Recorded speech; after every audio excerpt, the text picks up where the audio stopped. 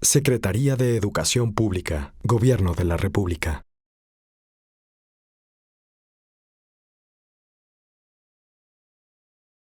Cuando llega el presidente de la República era inminente la necesidad de una gran reforma educativa que recuperara la rectoría del Estado y que modernizara todo. Los planes de estudio, la profesionalización de los maestros, las normales, reorganizara las escuelas, hiciera una gran inversión en infraestructura y de eso se ha tratado la reforma. Una reforma para que además no quepa duda de la prioridad que ha sido para el presidente. Ustedes lo recuerdan muy bien, pero hay veces que, reitero, vale la pena recordar. El presidente de la República tomó posesión el 1 de diciembre de 2012. El 2 de diciembre de 2012 se firmó el Pacto por México y el 3 de diciembre de 2012 estaba sobre la mesa una propuesta de parte del Ejecutivo de reforma educativa. Ese mismo diciembre, gracias a ustedes y gracias al esfuerzo de este grupo parlamentario, ese mismo diciembre se votó de manera favorable la reforma constitucional. Correcto. Y después vinieron la legislación secundaria y desde ahí empezaron las resistencias. Resistencias obvias y claras porque estábamos cambiando o era el inicio del cambio del sistema educativo. ¿Dónde? Pues en el momento en el que damos el paso o se dan los pasos para recuperar la rectoría del Estado, tener reglas claras para el ingreso al servicio profesional docente a través de un concurso y de un examen para que entren los que tengan mejores aptitudes y conocimientos.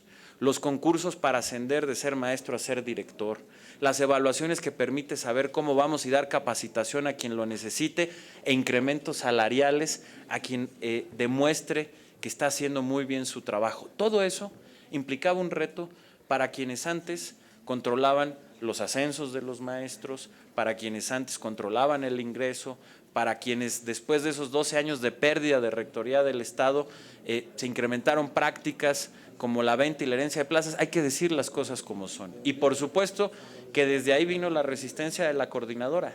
Y fue tal esa resistencia, ustedes se acordarán, que no pudieron sesionar en este recinto. Tuvieron que ir a sesionar a un recinto alterno, al centro Banamex o Bancomer,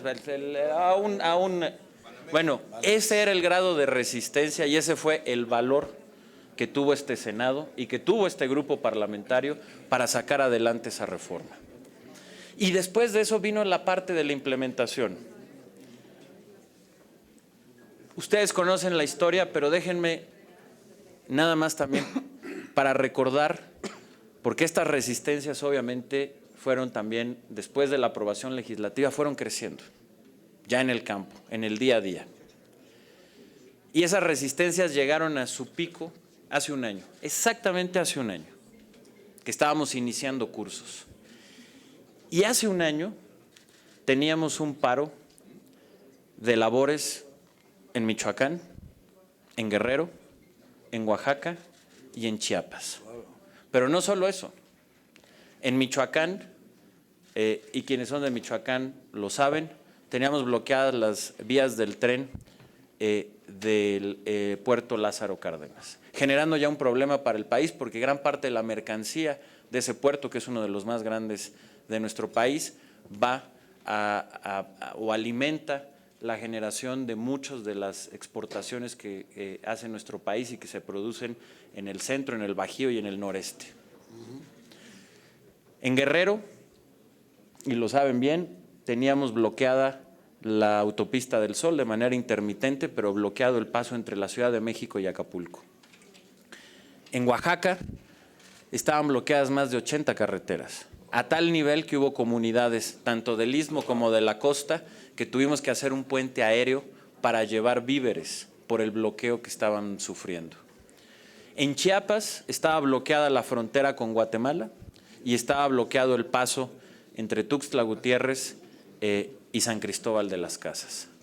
Ese era el panorama hace un año. Y empezaba a haber muchas voces que decían que teníamos que modificar la reforma educativa, voces que decían que la reforma tenía que continuar en el país y en estos lugares hacer una zona de excepción.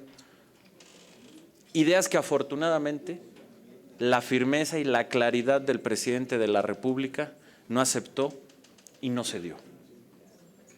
Y un año después, podemos decir que finalmente los niños en estos estados regresaron a clases, que después tuvimos el primer mayo en más de 20 años sin paro magisterial. Como saben, siempre con el Día del Maestro era un pretexto para generar paro, no lo tuvimos.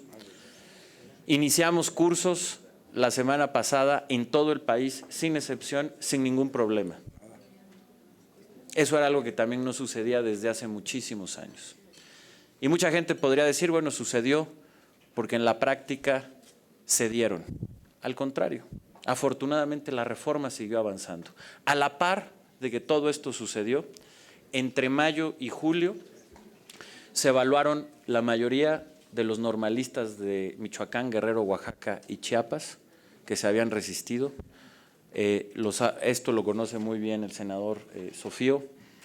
En el caso de Guerrero, incluidos los jóvenes de la Normal Rural Isidro Burgos de Ayotzinapa. Durante todo este año hacer la capacitación a las maestras y maestros. Vamos a ofrecer capacitación gratuita a todos los maestros, 1.200.000 maestros que van a recibir una capacitación gratuita para que conozcan a detalle el nuevo modelo, los nuevos planes de estudio, etcétera.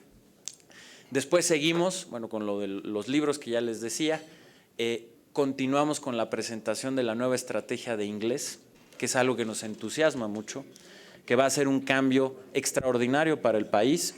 Nos vamos a tardar más o menos 20 años en que todo el sistema educativo sea bilingüe, pero vamos a ser el único país de Iberoamérica, no solo de Latinoamérica, incluyendo España, Portugal y, si me apuran, Italia y otros países de Europa no van a tener un sistema bilingüe o trilingüe para quienes tengan una lengua indígena como el nuestro. Y vamos a empezar con las normales, que las normales se hagan bilingües. Ya sacamos la primer convocatoria, ahorita hablaremos.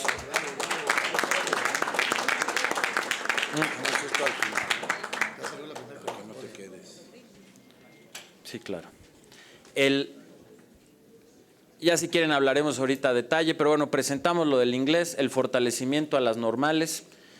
Y ahorita, al iniciar este nuevo ciclo escolar, lo que estamos haciendo es implementar todos los programas piloto, es decir, los programas que van a poner a prueba estas nuevas políticas públicas para que estemos totalmente listos hacia adelante para el siguiente ciclo que inicia en el 2018-2019, que será como inaugura el presidente de la República. Y lo que va a pasar cuando inaugure esos cursos el presidente Enrique Peña Nieto va a ser un acto de un simbolismo extraordinario.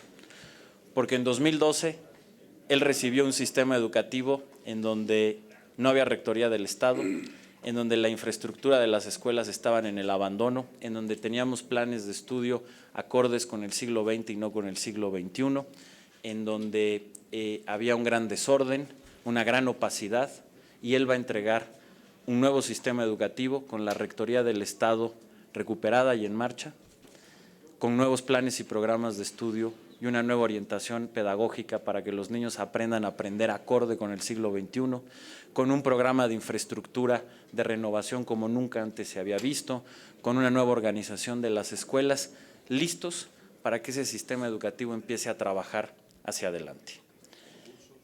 Los concursos, las evaluaciones, la profesionalización de los maestros, todo funcionando, y eso va a ser un contraste entre lo que recibió y lo que entregamos. Un resultado y un avance extraordinario de la administración del presidente de la República, pero también de ustedes, del Senado, que trabajó en ese sentido y que creo que van a ser de los grandes temas que vamos a tener que valorar de lo que se ha logrado en esta administración.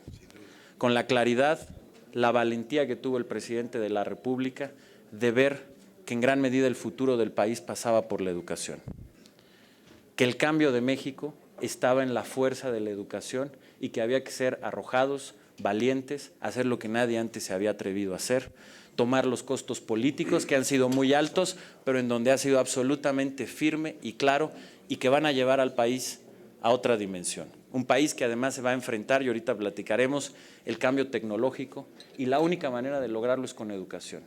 Un país que tiene absolutamente todo para ser una potencia en el siglo XXI, porque tenemos todo, historia, cultura, gente, un gran país, y eso lo vamos a poder lograr con la educación. Y ese va a ser no solo uno de los grandes legados del presidente de la República, sino una muestra en el 2018 de que la visión del presidente tiene que continuar y de que todos nosotros, en unidad con el presidente, tenemos que salir a dar la batalla para que México pueda continuar y México sea el Corea del Sur del siglo XXI. México sea la potencia a la que está llamado ser en el siglo XXI y no tomemos el camino que nos lleve a otros resultados como los que estamos viendo en Sudamérica. Esa es la disyuntiva que vamos a tomar y esa pelea, como nos lo ha dicho el presidente, tenemos que darla juntos, unidos y con plena lealtad y apoyo al presidente Enrique Peña Nieto. Muchas gracias y estoy a sus órdenes.